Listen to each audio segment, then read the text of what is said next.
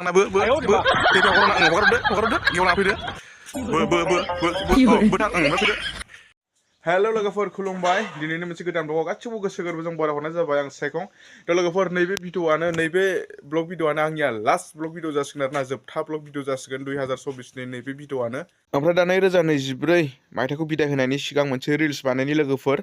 2025 मायथाइखौ बरायनाय मोनसे रिल्स बानायनि बिनि सिगां मा संदों नै नायना लाग्रोदो जाहाना फुङावनो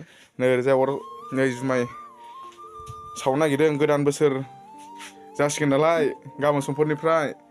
एसे लोंनांगौ नालाय न'आवहाय बेनिखायनो माने नै सावदों नै खोनायाखै र' आं एसे हमना होनि लिंनांगौ रांखौबो नै जुमाय गिसिया मोदोम फ्रुलायदों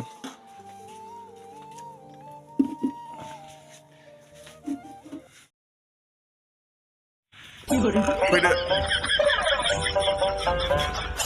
बोबाय था थांदो टेपे थांदो ओमफ्राय बोथार ओमफ्राय फैदो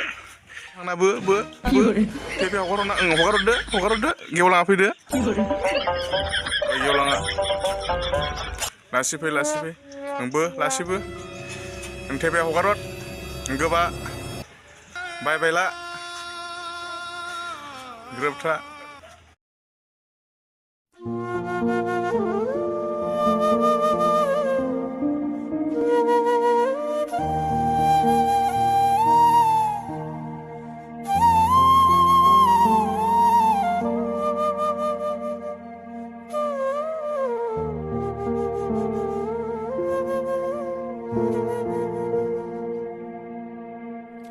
बेनो आंनि लास्ट भिडिअ जासिगोन 2024 नि 2024 नि ओमफ्राय आङो आंनि बायला जिला गोबाय देरियावनो आङो नैबे आंनि लास्ट भिडिअखौ 2024 नि लास्ट भिडिअखौ बेवहायनो बानायनाय जाबाय आरोना ओमफ्राय थाबैनो माने गोदान बोसोरनि गोदान ब्लगजों लोगो मोनगोन नोंथांमोन बेनिखायनो नोंथांमोना चेनेलखौहाय गोदानबा साबस्क्राइब खालामनानै लाब्लानो जाबाय एसे नोंथांमोननि सापर्ट मददखौ मोनगोन आसा खालामो अब्ला आङो दिनैनि ब्लगखौ एसेयावनो दोनथ'नोसै एसेनोसै गोजोन्थों जय बर'